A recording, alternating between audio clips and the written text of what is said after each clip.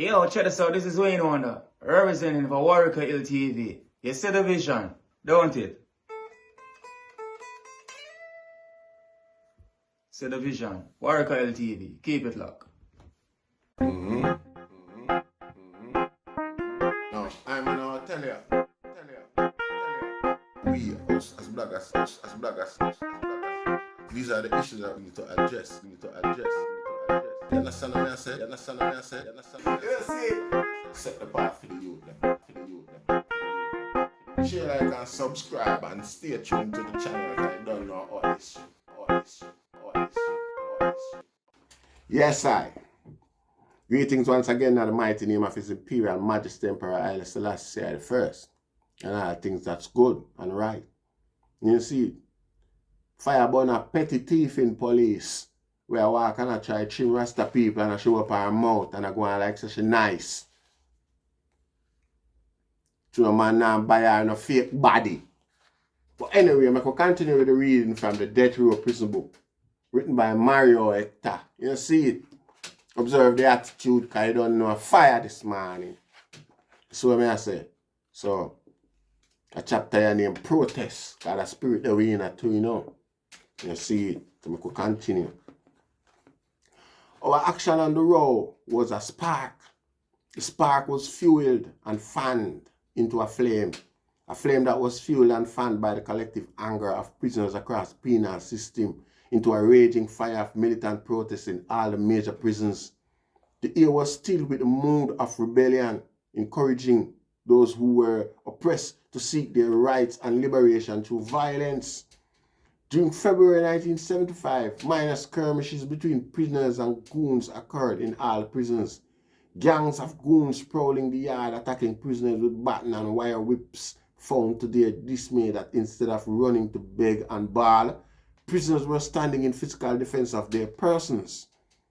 The tension was building up. Commissioner Tom Surridge announced long and short-term plan for improving prisons. Existing prisons law were to be reformed and legislation concerning parole was being planned. So we were told. The thing was that not one prisoner believed, and this psychological snare to contain the growing militancy fell flat. Then the violence began. On Friday, 21st of March, prisoner at the newly erected gun prison held one warder hostage and wounded 3 others. In return for the goons' safety, they demanded an audience with National Security Minister Eli Matalan. After the arrival of the minister, 4 prisoners' delegation brought the problems to light and was assured by the minister that a full investigation into the problem of that prison would follow. The demonstration was then called off. Okay, so this is from my research earlier where me that tell you say Bucky Marshall and Kappa call a meeting with Michael Manley. Obviously the book I tell you say, I never them call a meeting with Michael Manley. And them when I call a meeting with Michael Manley. Over prison overall. Kappa did over there at the time, I think. No. Might not call this early. No. See? So the gun court scenario mixed with the Prime Minister coming there never add up. However, I don't know if they can deduce by now because no one has ever made a suggestion of such. See? To the facts are well then, what I'm going to try to do is draw a contrast between the steppings of the youth today and tomorrow and yesterday. You see? What I tried to do is show that there was a principle, there was a pattern, there was a standard, a cause about yesteryear stepping Rasta. See, this is not to emulate or glamorize, sensationalize or anything like that. Badness or badness of the past, whatsoever. A whole heap of life lasts. Even the man that I talk about dead Rasta. And I celebrate that. I'm going to reprieve about that. Enough of them get murdered the wrong way. You know, see it. I just try to show you how far you can reach with a cause with the right resources. What a cause is and how much it can mean to you. See? Having the resource where you can commit to a cause and not doing so only killing yourself and you to another is like plausible madness. You see it. So most man will comment in regards to the histories, try correct me and things like that, has never shown any recognition to the direction of the attempt. It's like if they are them now pick it up, or the youth them all pick it up. So I say it's not the news, it doesn't have to be accurate. It's just the impact. Rasta. Let's the last say it's not a competition.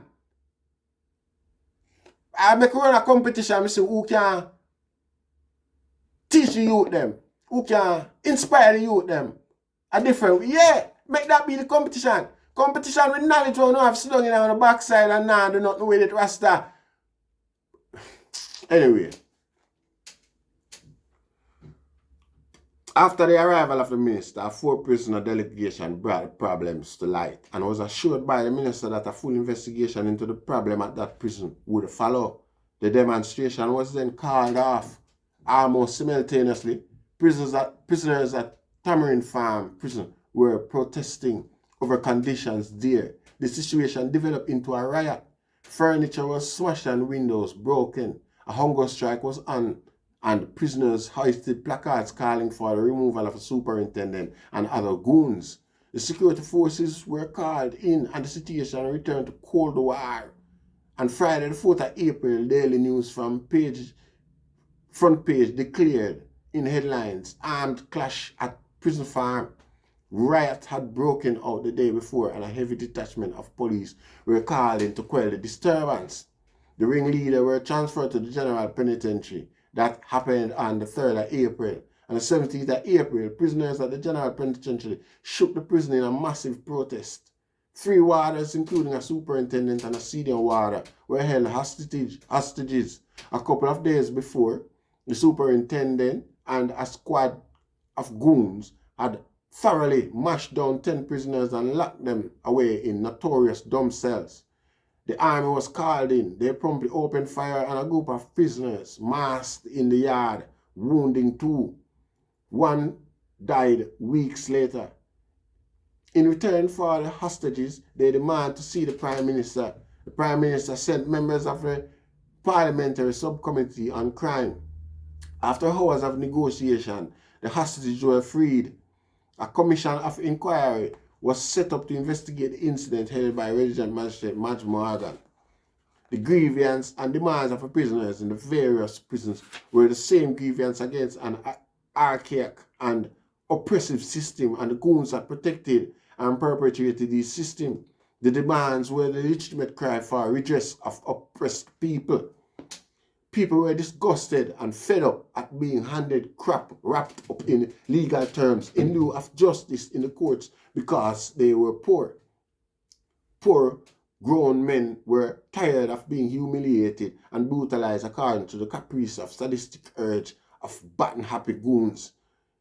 Human beings were revolted at their forced existence like animals in dungeon.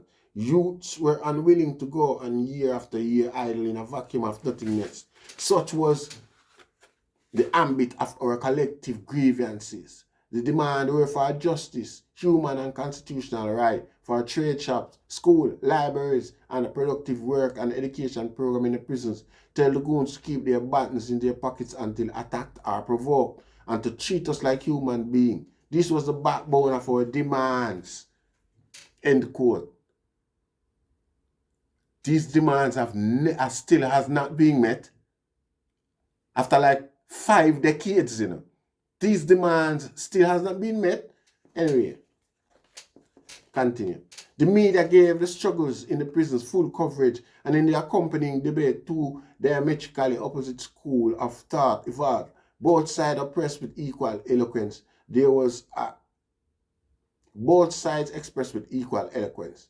There was a section of public opinion that said we were lucky to be alive. Much more to be asking for changes in prisons. We were criminals who had transgressed the law and should be summarily executed. The phone-in programs on the radio recorded many calls for stiffer penalties in the courts and prisons. It is an indication of the Jamaican people that this opinion was expressed in the minority. Several organizations called on the government to effect redress in the prison, and the average person in the street was shocked by the exposure to realize that such conditions did exist in Jamaica, that it was being perpetrated on their behalf and paid for with their taxes.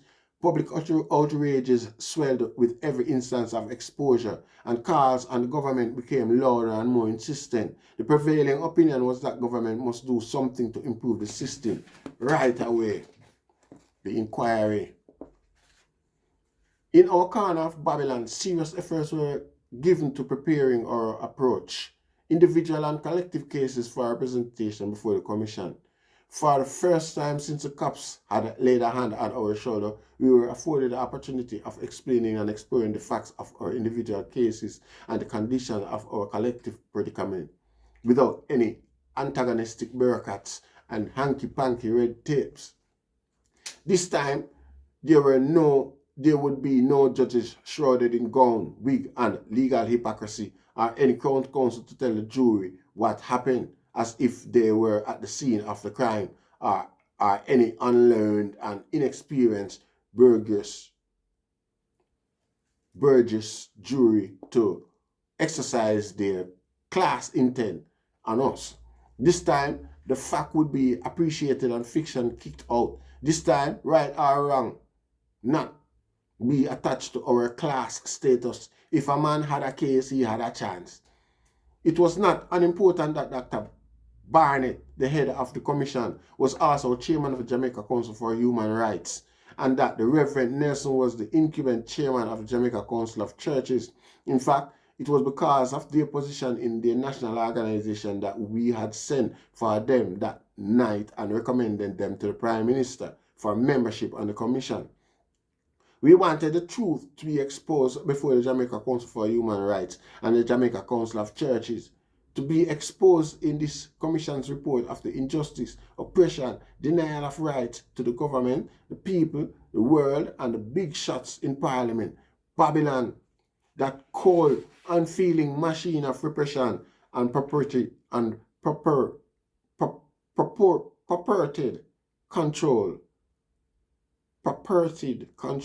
would be forced, if only because of the exposure, to effect some measure of redress.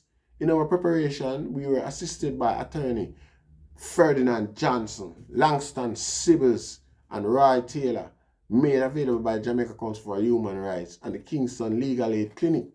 For the first time, many of the youths on the road had a good rap with an attorney about their cases and were assured that their interests would supersede the ambit of the cheap legal aid fee. It was unthinkable that we on the row should monopolize the commission exclusively with our predicament. The collective affliction of the prisoners in the yard could not be unmentioned. Being so interrelated to our problems on the row. Indeed, the only fundamental difference in our plight was that while Babylon had chosen to hang us in sort of quick death, they were condemned to die slowly over periods of 10, 15, and 20 years on terms of life imprisonment. All along, they risked brutality, loss of privilege, and transfer to help us along in our struggle. Know that an avenue of redress was here, they were entitled to a piece of the action. During their discussion through the ventilators with their brothers, the need for an organized struggle group in the prison to keep the struggle alive and unify the prisoners around common objectives under an organized system of struggle arose. Again, history was made when at this point Hugh Williamson, Hugo, Orlando Wang, Fire, Evan Garden, George Rosa, Wright, and Dennis Bart, Kappa, harmonized with Winston White, Primo, Alfonso Phipps, Donovan Chinqui, Bug, Winston Williams, and myself on the row to form the first organized struggle group in the penal system. Orlando coined the name PUL, Prisoners United Liberation League. Our appearance before the commission began with a hitch We had organized a committee of 5 to represent our collective case and introduce the individual cases. It was our agreement that all 5 should appear before the commission in one group, with various points designated to one or the other of us. More ground could be covered in this way. The morning after the commission's arrival at the prison, I was summoned to the superintendent's office. Arriving between 2 escorts, I was brought before the commission and the cuffs removed. After formalities and Dr. Barnett's explanation of the commission terms of reference, I was invited to begin giving evidence. That was not possible, I informed them, explaining our strategy of representation. I could not and would not go on without the others. After a brief adjournment, the others were sent for and began the ball rolling. The Bartlett Commission of Inquiry was the most thorough and capable investigation ever made into the penal system. It was also the most meticulous. First, a team of engineers from the Ministry of Work did a survey of the prison structure. Next, a sanitary survey of the prison compound was done by a sanitation expert from the Ministry of Health. Thirdly, a psychosocial investigation and evaluation was done on all 26 of us on the death row. Simultaneously, the commission was conducting its sitting at the prison. The reader would be bored with a day-to-day account of the sittings. Suffice it to say that the business of the commission rejuvenated certain social attitudes within many of us that had long since gone into hibernation, and that, as usual, that the boat went all right until Babylon rocked it. After 5 years in prison, very few people do maintain all of the social attitudes inculcated on the outside world. I inherited on the outside world. I am not one of the few. A prisoner does not get up and tell a goon good morning unless he is addressing him directly about something in particular. Nor is it the habit of goons to wear their manners on the job, going about the place telling cons good morning or any good pleasantries. And you just couldn't tell a fellow con good morning, for it would be... Yes, I. So, rush it. Yeah, we'll continue with the reading, because the system run out of space, so I have to clear up some space and make some space to the item. So that's the item. See? Can't hear if I go on full here, because I'm on my, finish the book today. But as an observer, you can say, Kappa, as we did say from before, Dennis Barth, Kappa, harmonized with, you understand, that Kappa was part of the whole planning process of the prison reform, Jamaica prison reform, back in them time, they even though to this day, from my observation, hardly, if any, the brutality might have been limited somewhat, but, hardly anything else changed. Seen? So we have reached the part telling good morning, exchanging pleasantries, and how mannerism changed coming into prison. So tell a goon good morning, unless he is addressing him directly about something in particular. Nor is it the habit of goons to wear their manners on the job, going about the place telling cons good morning or any such pleasantries. And you just couldn't tell a fellow con good morning, for it would be a downright lie. What the hell was good about mornings after mornings spent in the stink and squalor of death row? Gradually, the good morning, good day, and good evening disappeared from my vernacular.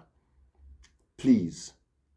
Sometimes the word is uttered more often to a fellow con than to the goons.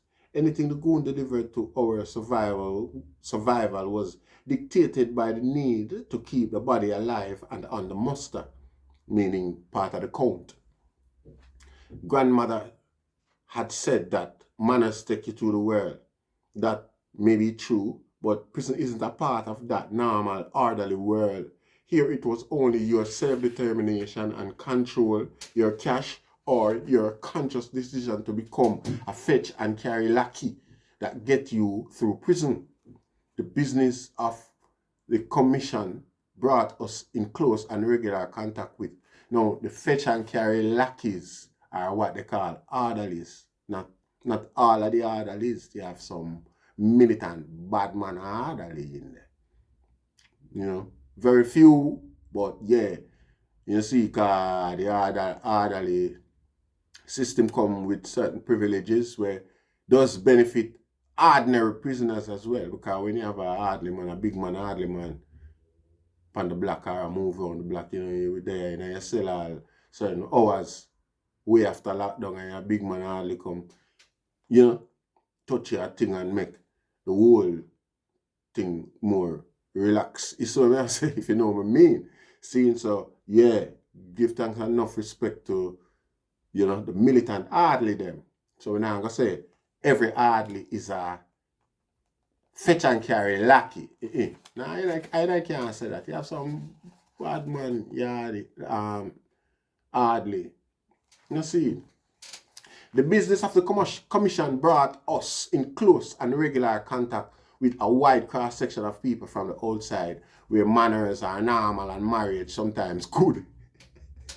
In their presence, one become immediately conscious of the need to slip back into that world. So it was that through our mornings were still not good, we were able to accord such social graces and pleasantries in our contact with these people of the world to which we had once belonged. Then Babylon rocked the boat.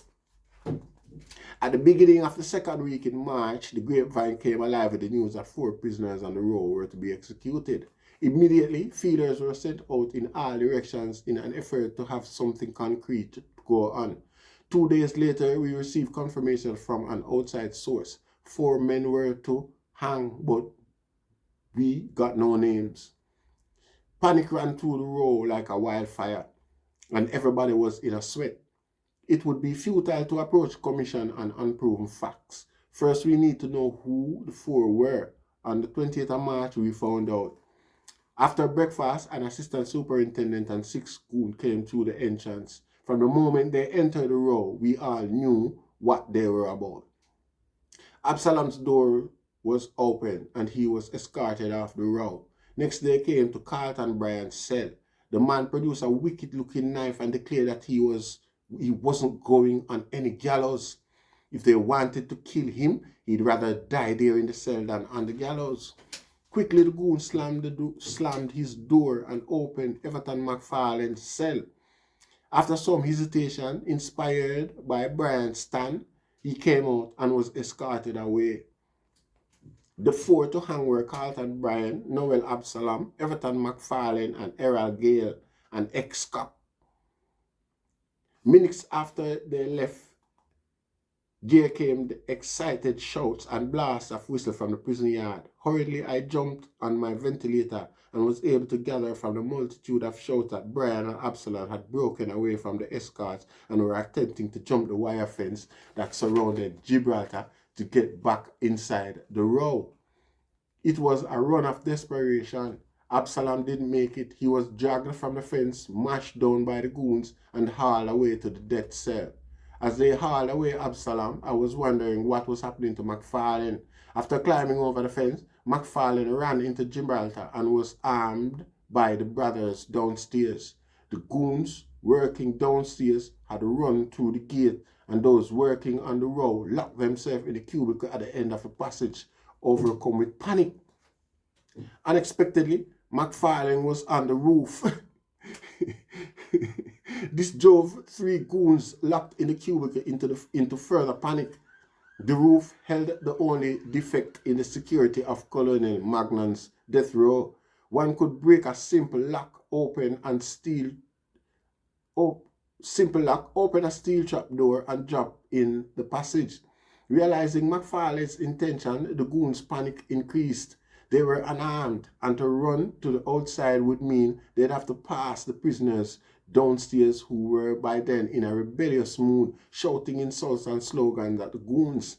McFarlane broke the lock and was coming through the roof when the goons made up their minds.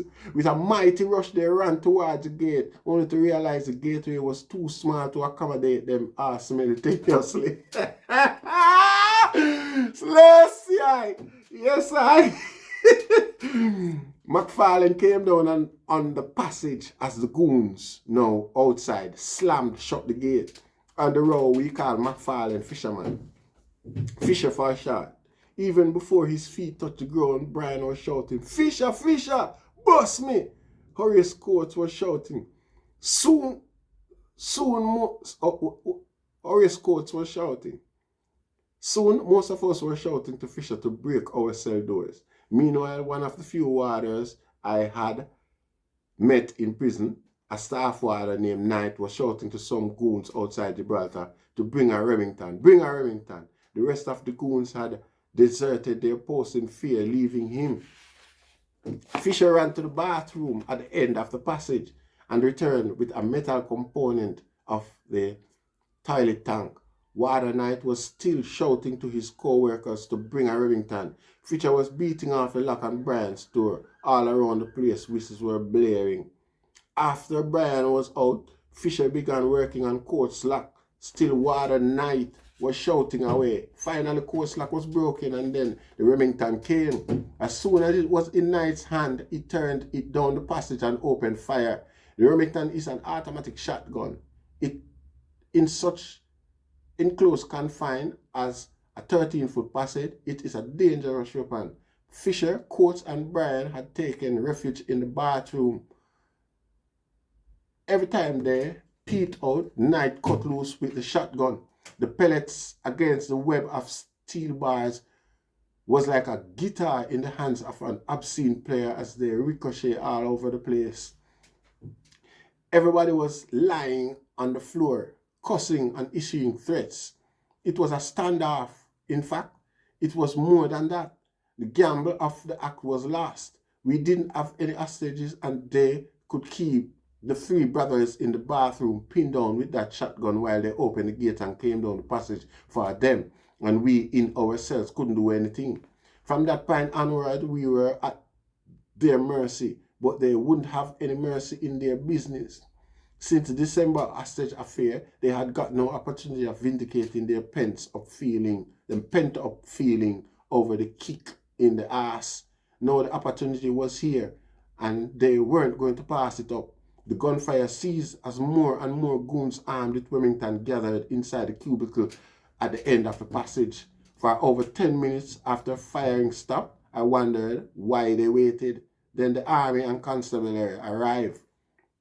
Soldiers with automatic rifles ringed the building and massed with cops and goons in the cubicle. It sounded like muffled shots as tear gas was pumped down the passage. Then they came in while the gas suffocated us. A mass of khaki, grey, reds, and black flooded into the passage.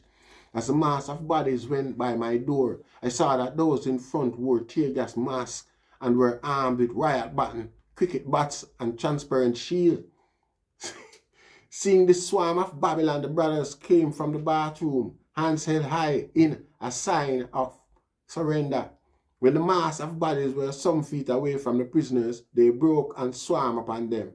Methodically, the soldiers, cops, and goons were about beating the cons. Brian was the first to hit the floor under a torrent of blows.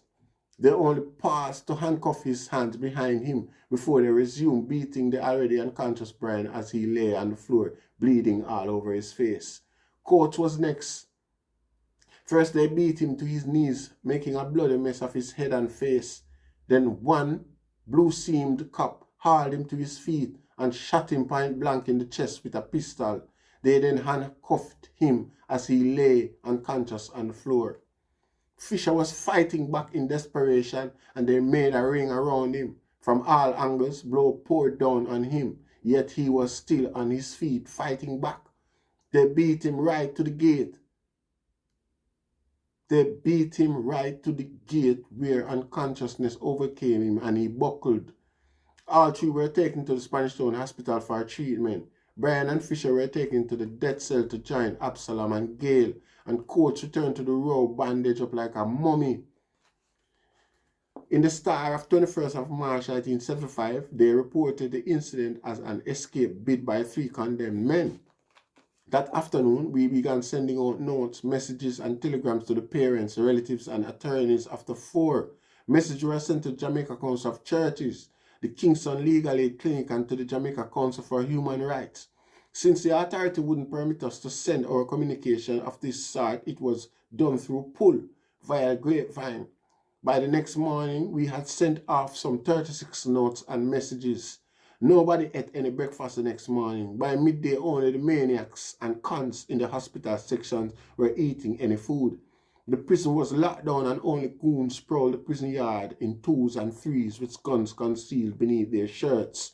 A petition demanding a stay of execution was prepared on the row and circulated through the prison before it was dispatched with hundreds of signatures to the Governor General. The row was quiet. We had done all we could. The collective anger, frustration, and escalating militancy of the prisoners that had always been present since December 1974 and now stimulated by the recent brutalities and the impending execution on one hand, and the collective determination of the goons to brutalize, oppress, suffer, and vindicate their pent-up cravings for revenge. On the other hand, compound to produce an emotion-packed community over which tension hung like a thick fog, a situation as potent as a bomb ticking towards a point of explosion unknown to any of us. Tick, tick. In response to our notes and messages, we were visited the next day by attorney Ronnie Thwaites, Richard Small, Dennis Daly, and Noel Edwards, QC representing the Jamaica Council for Human Rights and the Kingston Legal Aid Clinic. We were assured after they had visited the four that they would make representation to the Commission for a stay of execution for them. Friar Alwyn Harry also visited and assured us that even if he had to sleep at the gates of King's House, he would do so to get the four a stay. At a special sitting held at Headquarters House, the Commission expressed their surprise and disquiet at the development. We had no idea when we accepted the position that any execution would take place at the St. Catherine District Prison before we handed in our report. We would not have accepted the appointment if we were aware of the possibility of this. Based on the representation of the attorney, Friar Harry, and their own feelings on the matter, the Commission got a stay of execution for 1 week. The execution were rescheduled for the 2nd and the 3rd of April in order to give the Commission time to examine the particular cases of the four and submit an interim report to the Governor General 1 week. When the Commission sat in the prison to begin such investigation of the four cases, we informed them that we would cease our appearances until there was something final on the four. However, we explained the brutality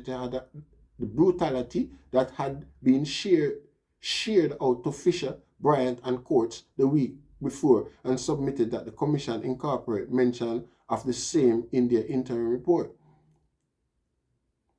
With that, we withdrew and the Commission went about investigating the case of the four.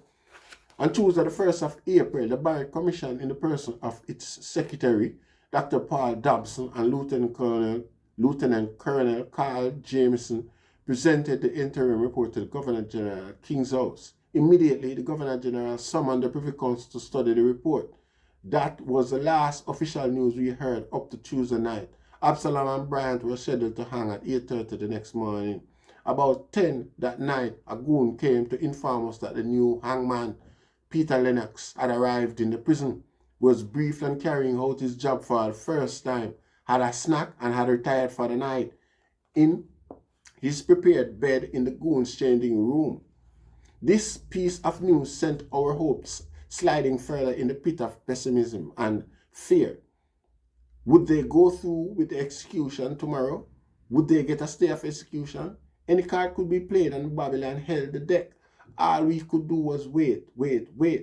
Some brothers were reading their Bibles and chanting, waiting. I slept. Before the sun came up, I was awake. Down the road, the brothers were still reading and chanting. They had gone through the night in chanting and prayer. When the sun came up, those who were not praying and chanting mounted the ventilators to gaze out at the morning. Unlike other mornings, the orderlies and trustees remained under lock. I had a small transistor radio, illegal on the road, that I kept to my ear. 7:30 a.m. no news. 8 a.m. waiting. As the minutes crawled towards 8:30, the row became quiet. The chanting and Bible reading had ceased, and everybody anxiously listened for the sound of the bell that signaled an execution, fearing, not wanting to hear its toll. 9:30 a.m. still no news. Something was amiss. Though far away, we could hear the sound of raised voice coming from the front of the prison. The brothers down the line resumed their chanting. 9:45 a.m. Over the sound of the chanting, the sound of thumping reached me. Someone was outside knocking on my cell back. In a jiffy, I was on the ventilator. Freddy, Freddy, came the urgent whisper. Who that? I asked. Me, man. It was one of my reliable contributors to the grapevine. What happened? I asked. Shh, the water them strike. Rastafari. Say what? Yeah, man. Them gone and strike. Through Absalom, them get stay. Them get stay? I wanted to hear again. The news was too good to hear only once. Yeah, man. The whole of them. You sure? Sure. Then, no, it me I tell you, man. The whole of them get stay. And the one of them gone and strike and say, them nah work if the man them nah hang. Hey, see all them water, that dirty boy. One of them now still alive and I hear this and I watch this. So it's like a drunk crow. Who of them still alive? All when on a skeleton alone left when is still alive in it, man. And can't move. But nah work because the man them nah hang. The dirty boy, the dirty drunk slave tackle. Never know why. Rastafari.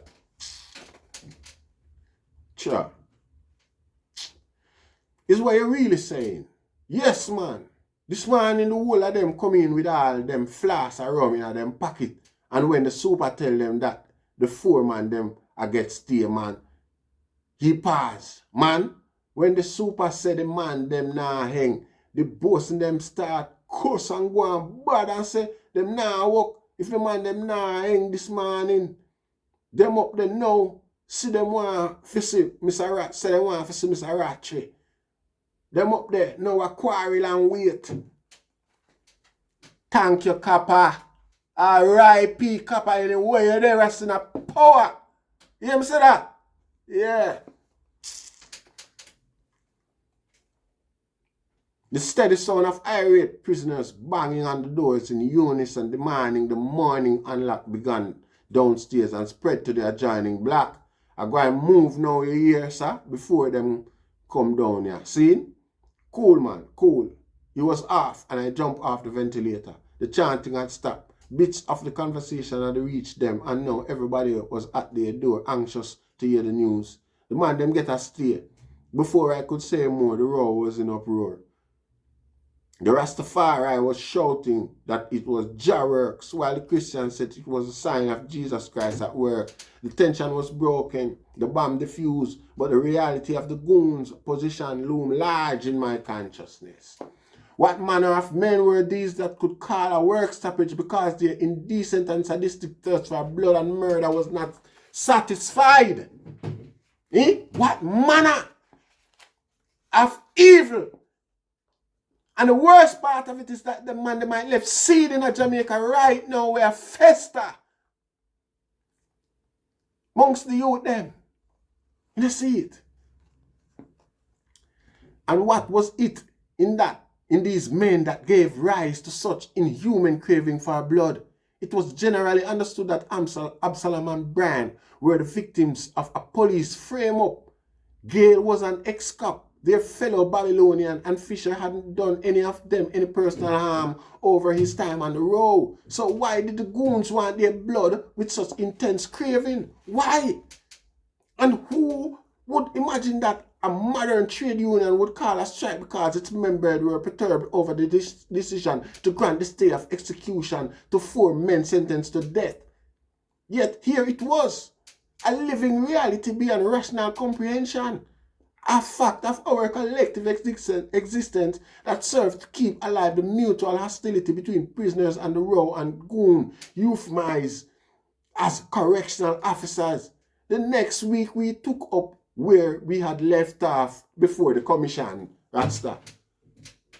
Meticulously, relentlessly, we kept at the task at hand, knowing that this was our final hope for justice through redress. That it was failed here, that if we failed here, many of us, especially the 5 representatives, would surely hang. By then, we were given stationery and the ban on the Jamaica Constitution and the Universal Declaration of Human Rights, which had been imposed right after the December demonstration was lifted. The policy of organized antagonism directed at the assisting attorney by the goon had decreased under pressure. Day after day, armed with stacks of notes and references, we submitted, debated, and exposed the facts and realities of injustice, denials of human and constitutional rights inherent in the administration of justice as applicable to people of our class and us in particular. Not surprisingly, though, the goons were always cussing and complaining about the function of the prison and their role. They made no organized representation to the commission, though they were repeatedly invited to do so by the commission. They were content to grumble in the passages and await the opportunity of implementing their own point of view with riot buttons, wire whips, and knuckle dusters. By the end of June, we had covered every area of complaint and disquiet and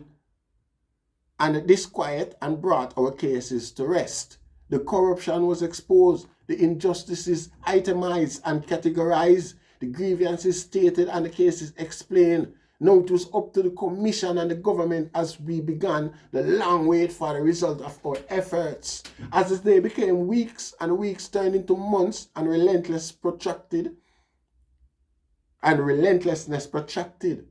the goons were also anxiously expectant, for much had been exposed to the scrutiny of the commission, and none of them knew exactly how they were involved or whether they would come out smelling like rats or like common goons.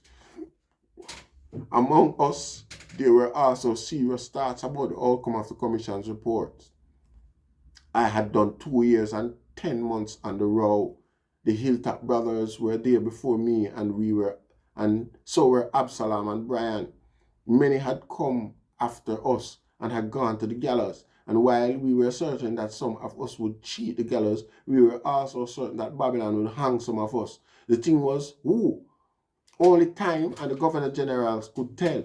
One morning before breakfast, I was dragged from my cell by 5 goons and promptly mashed down for no apparent reason, except as one goon said, I was a ringleader of the rebellion in the prison. I was relocated at A1 in an effort to break the struggle on the row. The next day, after a girlfriend of mine visited me, the goons called in the police and had her person and car searched outside the prison gates after the visit. The next week, I was told officially by the goons that for security reasons, all my visit, with exception of my attorney and spiritual advisor, would be curtailed until further orders. The waiting was getting dangerous, but as slaves, we could do no more then but wait. The Exodus. Rastafari. Yo, we can't stop reading a book here, a book here go. A book here hard. Yeah. Friday the 12th of September 1975.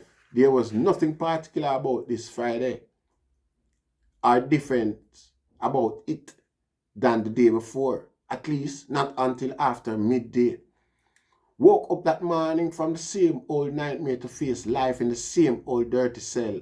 Same skeleton breakfast after slap up. And the same parboiled grill of midday. At midday, nothing unusual. Midday's grub was gone. Staff had gone before lunch. I was perched on the ventilator over the door, stealing some fresh air and sunlight, reasoning with Raps and some of the other brothers about the same old frustration.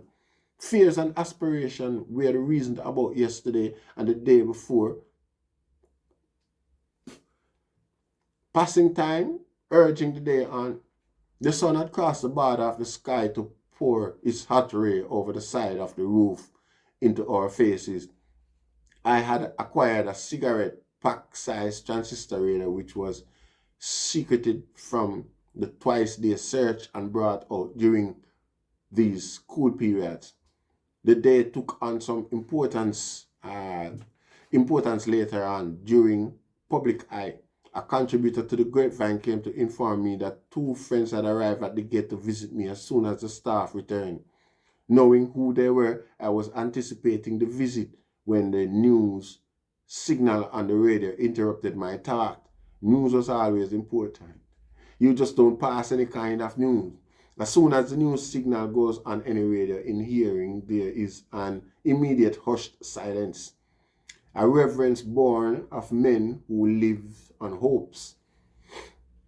When the first item of the news began, the Privy Council, the silence amplified. Every radio on the row was turned up. Sorry. Every radio on the was turned up. Have commuted the sentence of death on 9, including 1 female, I see my Bram. 9. Then the name came tumbling one after the other. Horace Coates, Mario Hector, Michael Bernard, Alfonso Phipps, Ethan Baker, Paul Tyrrell, Winston White, Everton McFarlane, and I see my Braham. The Privy Council said the death sentences passed and Coates, Hector and McFarlane were commuted because they were under 18 years of age at the time of the committal of the crime. However, no reasons were given for commuting the sentences of the other 5, including Michael Bernard. What about Winston? What about Boggs and Scott, Brian and the others? What about them? Somebody down the line was shouting to me. The brothers in the next cell was hammering away on the wall to ask what all the fuss and rising excitement was about. A couple of brothers were running across the yard towards A1. This time, the blow and the shock did not drag me into a mental blackout or inspire tears as on the occasion when they passed the sentence of death. Time and experience had thickened my skin, and it was a compromised position I had expected them to take. All that was left now was for me to convince myself that the day had come, and Exodus had happened. Not a victory, for another chapter of my life was open towards a not unknown horizon. Life imprisonment. It had happened to me.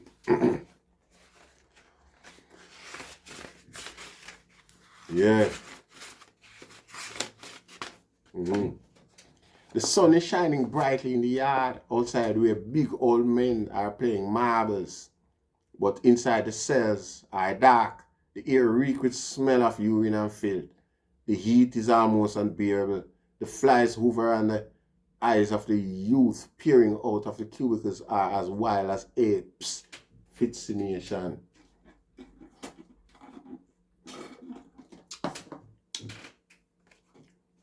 How do you explain that experience of being condemned to a sentence of life imprisonment? Banishment in prison for the rest of your natural life at the Governor General's leisure. It is inexplicable as much as is explaining the experience of death. There is no way that I can clothe in words that blanket state of mind, the animal fear and desperation such a sentence evoke in a young man. It is the ultimate punishment, far worse in its totality than looking forward to death on the gallows, being pushed off the edge of the earth, struck out of the book of life. You are dead yet alive, not because you look forward to living or particularly clinging to life, but because your body is sustained just enough to bear the protracted tortures and suffering of a savage existence for a life imprisonment. Forget life. Take your mind off freedom, fun, future, and women. Forget everything protracted about life except its tears, miseries, and regrets. Live in your blank present and be only comforted by your past, for there is no future. Look forward to every day, knowing that it will mean the same as yesterday and tomorrow. Live knowing that your somewhere to Babylon is a coarse wooden box and a 3-story grave, and that even through philosophical, even though philosophically it wasn't supposed to be so, it is men, evil, sadistic, unfeeling, and brutal men who detain your body and freeze your soul, live to suffer, live to die. From this position of nothingness, you have only two alternatives, both leading to the inevitable end, the ignominious destruction. If you choose to serve your sentence, the trauma, forced degradation and animalization, the systematic deculturalization and accumulated frustration protracted over 10, 20 or 30 years will kill your soul and murder your mind. When they do release you at the Governor General's leisure, you will be fit only for the poorhouse, madhouse, and the street peasants, broken, emasculated, and wasted. If choosing such a course to serve the sentence, you should dare to pursue the safeguard of your mind and soul. The goons in the pack will kill you.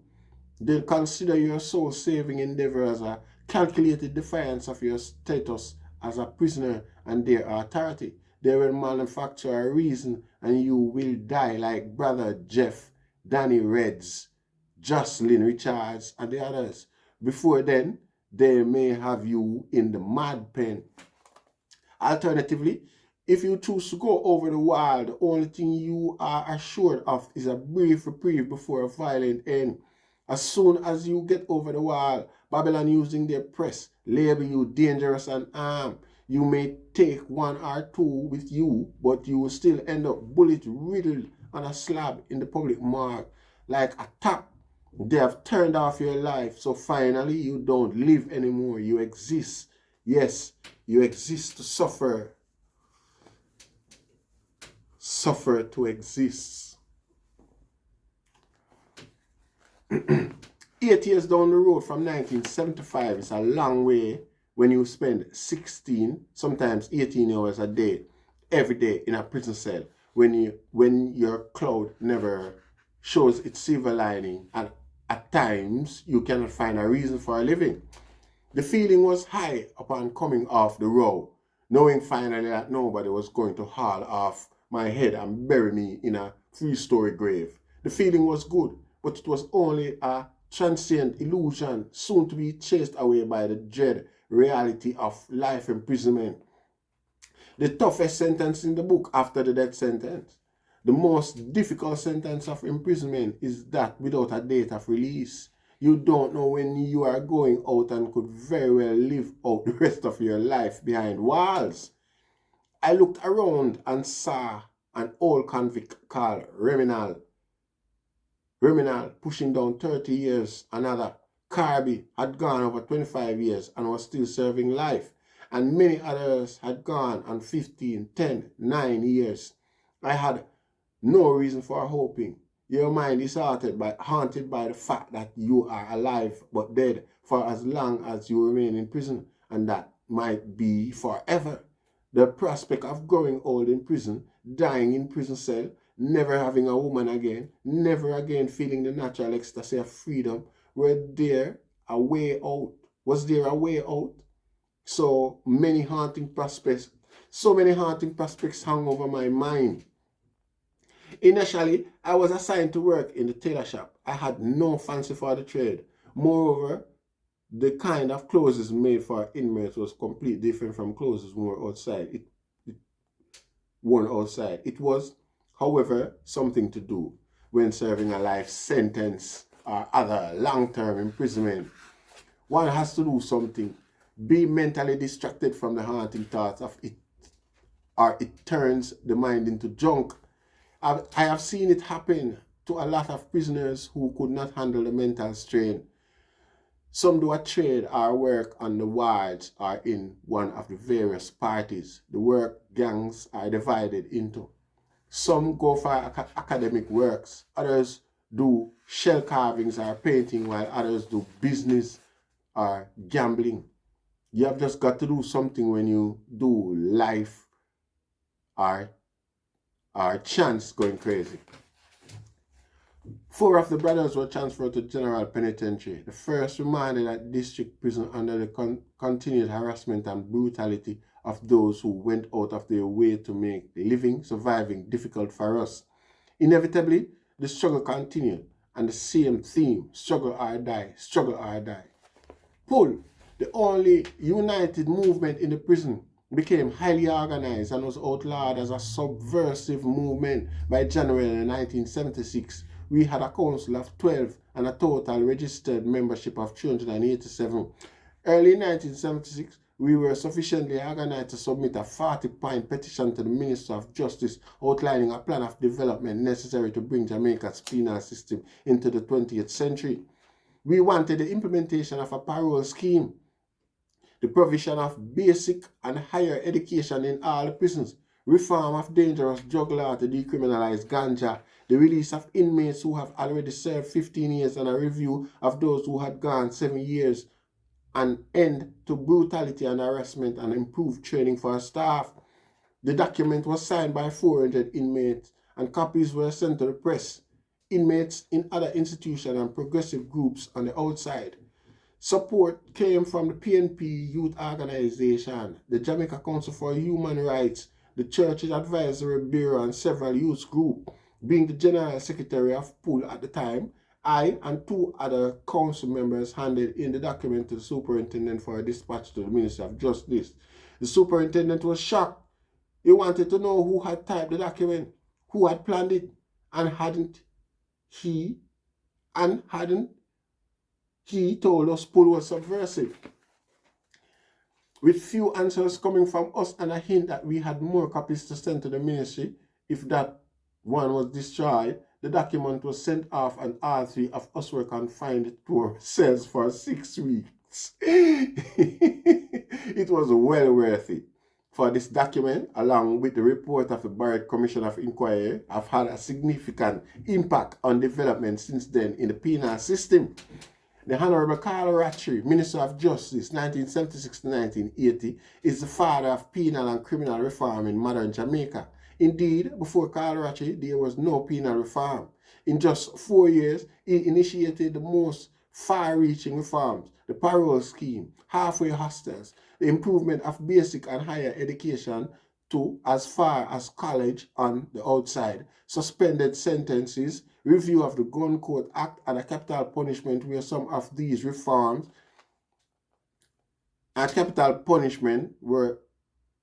were some of these reforms. The most remarkable of Rattree's creation was the Prisoner Development Week. The week was launched in November 1976 and was fundamentally an effort to establish social awareness of the penal system, its function and existing condition, to inform society that penology was, in practice, not a monopoly of government but a responsibility of society, and to highlight the potential in arts and craft, woodwork and metalwork, etc. That was being done by prisoners within the prison. For 1 week in November every year, the program would be held. Inmates went out and had rap sessions in schools and colleges.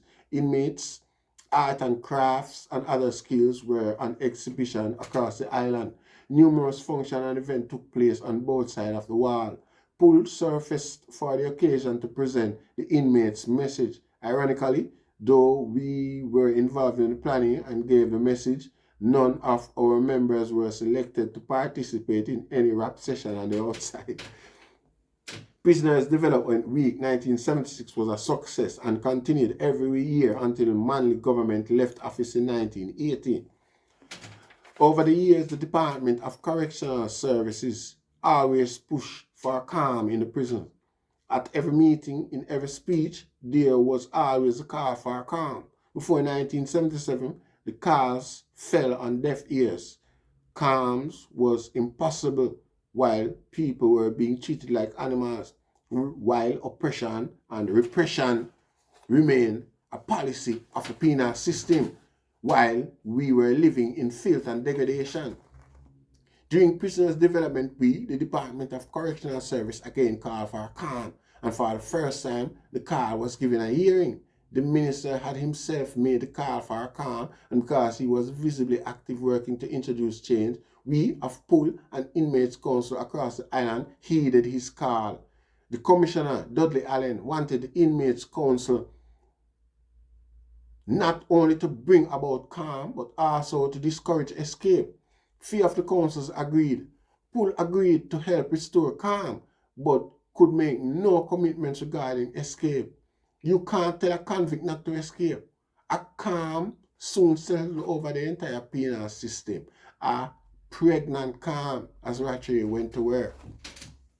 The prison staff in the majority was blindly opposed to Ratchet's rehabilitation program. To them, all that was needed to run the prison were heavy baton, guns, good locks, and high walls. They knew nothing of the enlightened notion of penology.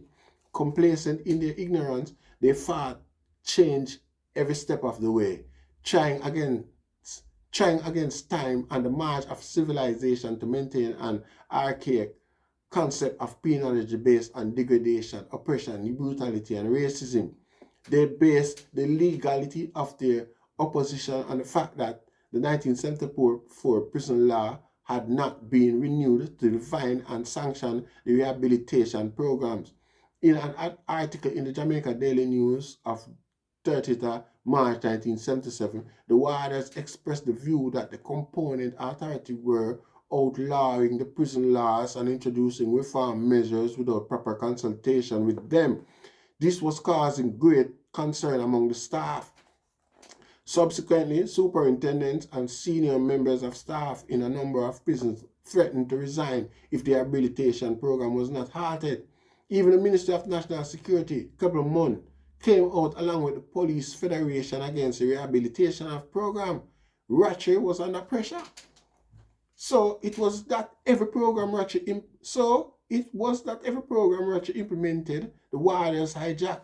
When the education system within the prisons was upgraded and volunteer teachers held classes in prisons, they were embarrassed, harassed, and abused by warders. If a lecture was to be given, so much time would be taken up in moving inmates around that when everybody was at last ready, only 5 minutes were left at the allotted time. Every program was sabotaged, and any inmate who gave support to the rehabilitation program was in for trouble. He was an enemy to be oppressed and destroyed. I was unfortunate to be first president of the Inmate Council at St. Catherine District Prison and General Secretary of Pull.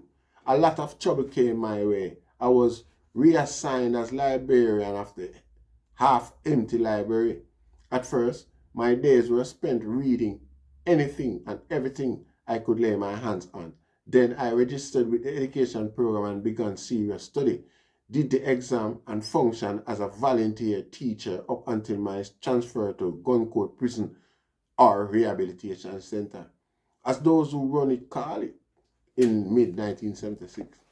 In common Jamaica parlance, a death trap means one of the many ways a youth can end up dead or near dead. The police, politics, and prison are only a few. The most dangerous death trap for average Jamaican youth is the Gun Court Act 1976.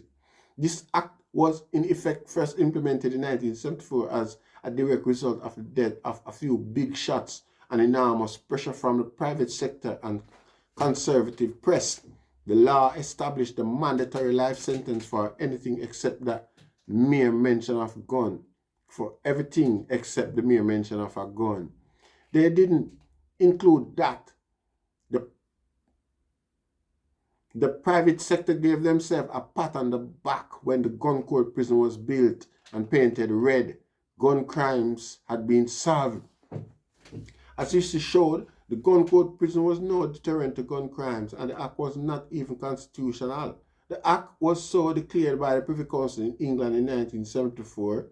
It was reviewed and legislated by Jamaica by January 1976 and had been in operation ever since.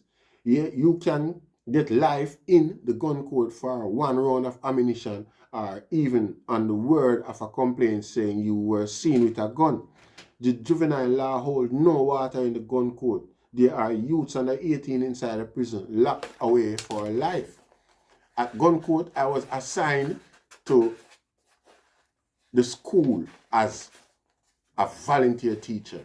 A branch of PUL had been established here months before, as well as a vibrant inmate council.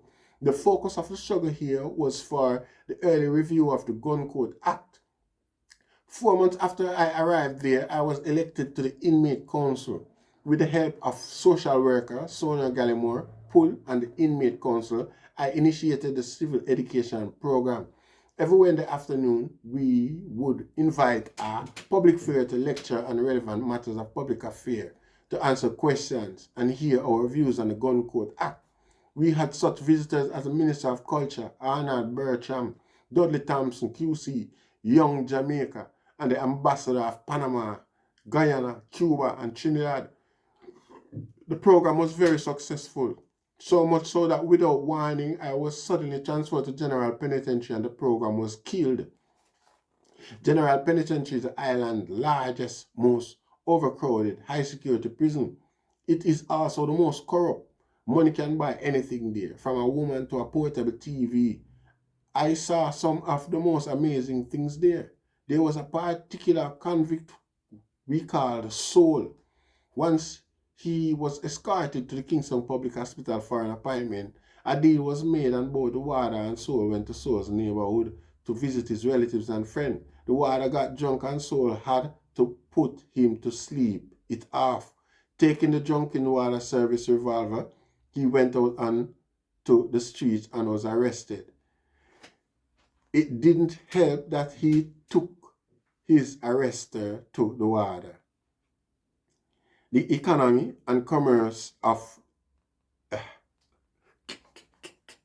Soul, I want that Soul. The economy and commerce at General Penitentiary is the largest and most extensive in the prison. If one has the money, one can buy beer, jewelry, a ball of marijuana for 20 cents, or have one's clothes and sell clean. There were hustlers and gamblers, one guy who sold brass for gold and another who attempted to sell donkey weed for ganja. There I was again involved in organizing and teaching at the school. I had been doing O levels by then, and due to my years of voluntary teaching in the prison, I was offered a course of study at the extramural department of the University of the West Indies by Dr. Agri Brown, who headed the department at that time. This was a great opportunity for me. When I wrote to the commissioner asking his permission to participate, I got 5 days punishment for writing the commissioner, Mr. Dudley Allen, without permission. Mr. Allen informed me after I had applied to see him that he wasn't going to send me. No reason was given. Then, in 1978, I was transferred back to Gun Code Prison for no explained reason and without prior notice. I didn't give up with Allen when Allen said no. In 1977, I still studied and got through the exam. Once qualified, I got the commissioner's okay to apply for entry to the College of Arts, Science and Technology. My application was processed and I went there for an interview. I was accepted by the college and now only needed Commissioner Allen's permission. Though he had given his okay to apply and I was positively recommended by the superintendent, Commissioner Allen decided he was not going to send me. Permission denied. The commissioner was convinced that I should not enjoy any of the privilege of higher education that the ordinary convict did. I cannot remember an occasion when I was not victimized in the most crude manner in my dealings with him. He blamed me for everything that happened. I soon came to realize that as long as Dudley Allen was commissioner, I just didn't have a chance of anything.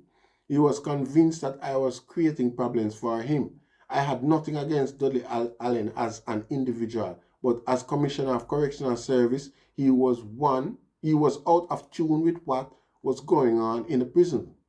One typical example of Commissioner Allen's goof happening in 1977 without checking with the prison to get his facts. The commissioner, in one of his famous speeches, declared that it was almost a norm for incoming inmates to be gang raped. The warden was angry.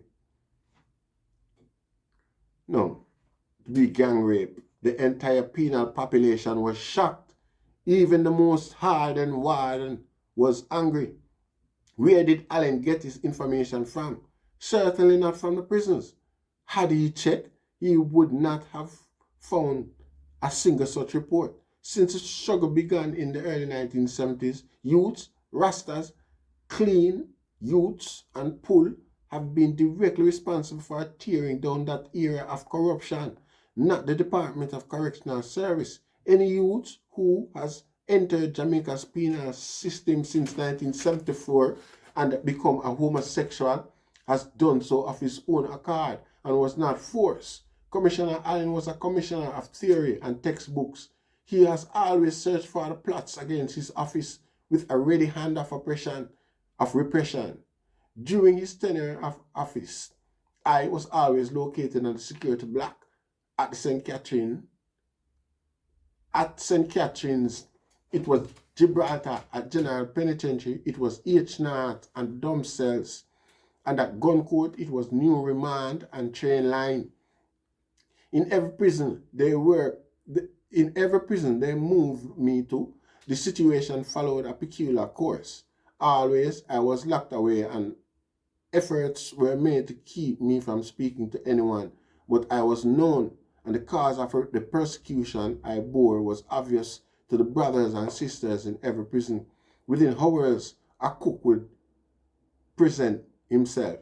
He would send for my vessel every mealtime and personally attend to my food. Another would come to take care of all my communication and post my letters, and I had a live credit with every businessman for any amount. My family and few friends on the outside were the backbone of my survival. It was traumatic for them, and the fact that I was moved around so much made the situation worse. At times, they were unable to find me. Nevertheless, they stuck with me, and I depended on them. At first, my family did not understand the struggle, but gradually they began to experience the callousness and brutality of the system through their connection with me, and they gave me their support, their help to survive. Many of the brothers who founded Pull with us and who were there at the genesis of the struggle have not survived. Donovan Chinqui, Winston White, and Victor Lee escaped and were killed by the police and political gunmen. Brothers Luki and Hugo are also dead. Ethan Baker is crazy from too much brutality and imprisonment. Some of us, Michael Bernard, Phipps, Gardner, Coates, Tyrrell, and Fisherman, remain here on the rock struggling for freedom. Today, I have just served the mandatory 7 years after the commutation to become eligible for parole. Also, I have recently been successful in the BSc Sociology Part 1 exam. This was made possible through the special provision initiated by the University of the West Indies. Indications are that I will be out later this month to attend classes at the university for part 2 of the course. It would be the fulfillment of a dream I have had and worked towards for years. For the 124 inmates on death row, there is no reason for any optimism. On the 7th of this month, 2 of them were hanged. 2 more were executed on the 9th and another 2 on the 16th. 6 killing in under 2 hours. Death hangs like a cloud over the prison. And unlike the administration of Ratri, the present regime of Siaga Spalding, the PM and Minister of Justice at the time of writing, supports capital punishment and has given no indication of any change in this area, because at the time that they use capital punishment for fight them own political battles and why. You get what I say? So they weren't killing people from Fidem's side at the political table. You see, they might kill the opposition with capital punishment. You see, the PM and Minister of Justice at the time of writing supports capital punishment and has given no indication of any change in this area. The inmate in the wider penal system now realize how significant the work of Carl Ratcher was. Prisoner Development Week is now only a few church services in the prison. The rehabilitation program is now a ghost. The review of the gun code initiated by Ratcher along with the study of capital punishment already concluded, are only given lip service. The prisons are more overcrowded and conditions in general are growing worse every day. I don't want to be around when it finally explodes again. It's going to be dread down here in Babylon. Yeah.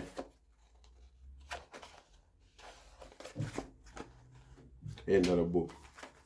The last book. The last chapter. You see it? So, yeah, so you have that Mario Hector on the back.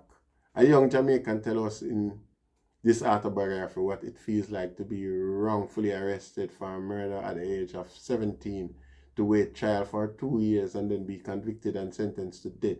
The subsequent public furor led to his spending 2 further years in the condemned cell, awaiting possible stay of execution. The Jamaica Council for Human Rights took up his case, and his sentence was in the end commuted to life imprisonment. In this book, Mario goes beyond his own personal anger and despair to reveal the humanity of prison. Yo! Jano Star. It's a book, yeah? Now we're going to digest it and get a month or so. And then we get a review through the comment. Based on the comment, them whether I them comment. So when I say, but it's a vivid and graphic insight of the prison workings and how the authority administrates in regards to convicts or inmates in the Jamaica penal system. You know, it's not much different from my experience, which was decades after. You understand? Because like I said, I couldn't have seen any place where there was any reform